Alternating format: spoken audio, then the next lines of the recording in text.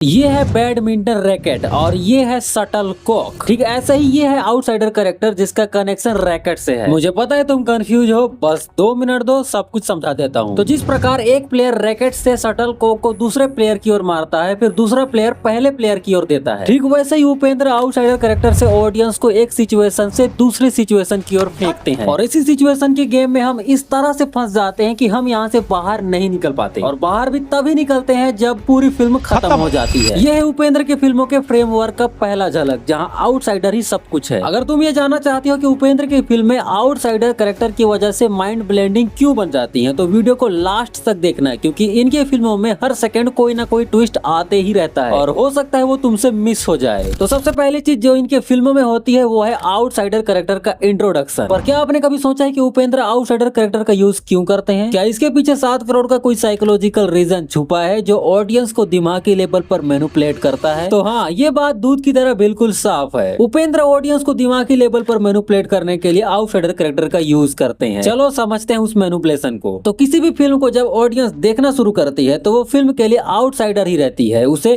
Film के बारे में कुछ पता नहीं रहता है कि फिल्म में क्या क्या होने वाला है और क्या क्या दिखाया जाएगा। और इसी आउटसाइडर कैरेक्टर वाले रूल के बारे में उपेंद्र को पता था कि फिल्म के स्टार्टिंग में ऑडियंस आउटसाइडर ही रहती है, इसीलिए वो फिल्म के स्टार्टिंग में फ्यूचर का एक न्यू स्टोरी क्रिएट करते हैं और उसी फ्यूचर के न्यू स्टोरी में एक ऐसा कैरेक्टर ऐड करते हैं जो मेन स्टोरी के पर्सपेक्टिव से आउटसाइडर रहता है। मतलब ये समझो कि मेन स्टोरी अलग है और फ्यूचर का स्टोरी अलग है और उसी फ्यूचर के स्टोरी में अपना आउटसाइडर कैरेक्टर रहता है। जैसे ओम फिल्म का मेन स्टोरी है ब्राह्मण लड़के का प्यार में बर्बाद होकर गैंगस्टर बन जाना, और इसी मेन स्टोरी को बताने के लिए उपेंद्र ने एक फ्यूचर का स्टोरी का क्रिएशन किया जहां आउटसाइडर यानी ए जर्नलिस्ट शशि एग्जिस्ट करती है। अब बात करते हैं उस मैनिपुलेशन के बारे में जो ऑडियंस के दिमाग में उपेंद्र क्रिएट करते हैं आउटसाइडर के माध्यम से। तो जैसा कि मैंने पहले बताया कि फिल्म के स्टार्टिंग में ऑडियंस आउटसाइडर रहती है, जिसके कारण ऑडियंस आउटसाइडर कैरेक्टर के साथ जुड़ने लगती है, क्योंकि स्टार्टिंग के विजुअल को देखने के बाद ऑडियंस के मन में क्वेश्चन उठने लगते हैं और जो क्वेश्चन ऑडियंस का होता है वही सेम क्वेश्चन आउटसाइडर कैरेक्टर का भी रहता है, क्योंकि आउटसाइडर कैरेक्टर को भी मेन स्टोरी के बारे में कुछ पता नहीं रहता है। लेकिन यहाँ पर एक प्रॉब्लम है कि आउटसाइडर कैरेक्टर और ऑडियंस के मन में क्वेश्चन तभी उठेगा जब फिल्म को उसी तरीके से प्रेजेंट किया गया हो कि क्वेश्चन उठे। बट ऐसा कैसे प्रेजेंट किया जाए कि ऑडियंस के मन में क्वेश्चन उठे? तो उपेंद्र ने इसी के सॉल्यूशन के लिए दूसरे एलिमेंट को ऐड किया है, वो है इन मीडिया रेस स्ट्रक्चर वाला सीन। जैसे इस सीन को ध्यान से देखो, यहाँ पर जर्नलिस्ट शशि जो कि अपना आउटसाइडर कैरेक्टर है, ये एक गैंगस्टर से मिलने जाती है और वहाँ जाके देखती है कि कुछ गैंगस्टर एक लड़के को मार रहे हैं क्योंकि वो प्यार करने वाले कपल को परेशान करता था। ये देख के उसके दिल में गैंगस्टर के लिए सिंपैथी क्रिएट हुई। वैसे ये तो है स्टोरी शिफ्ट, लेकिन इसके बाद ही अपना शुरू होता है मेन स्टोरी, वो भी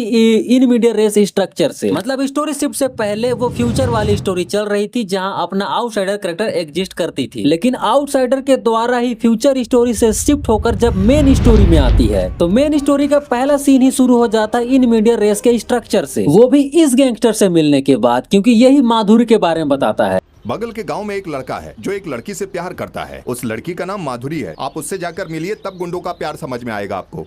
फिर ये माधुरी से मिलने जाती है, but in media race structure scene इसके सामने चलने लगते हैं कि कुछ गुंडे एक आदमी को बड़े बेरहमी से मार रहे हैं। ये देख के उसके मन में क्वेश्चन उठने लगता है कि क्यों मार रहे हैं, कौन है ये लोग, और ये क्वेश्चन उठा इन मीडिया रेस के स्ट्रक्चर से सीन को शुरू करने से। इन मीडिया रेस का मतलब होता है बीच से शुरू करके आगे बढ़ाना, और जब कहानी बीच से शुरू होकर आगे बढ़ती है तो ऑडियंस के मन में क्वेश्चन जरूर आते हैं। लेकिन यहाँ पर अगेन एक प्रॉब्लम है कि सिर्फ इन मीडिया रेस से क्वेश्चन नहीं उठता, बल्कि क्वेश्चन उठता है उपेंद्र के अगले एलिमेंट की वजह से, वो है डायलॉग बेस्ड बैक स्टोरी। मतलब उपेंद्र जब सीन को इन मीडिया रेस के स्ट्रक्चर से शुरू करके आगे बढ़ाते हैं तो पीछे की इंफॉर्मेशन को बैक स्टोरी के तौर पे बताना ही पड़ता है, और अगर ना बताओ तो आपकी फिल्म इनकम्प्लीट होगी। इसीलिए उपेंद्र ऑडियंस के मन में क्वेश्चन उठे और फिल्म इनकम्प्लीट ना लगे, इसके मेन स्टोरी को इन मीडिया रेस के स्ट्रक्चर से शुरू करते हैं, जहाँ पीछे की इंफॉर्मेशन को डायलॉग बेस्ड बैक स्टोरी के तौर पे बताते हैं।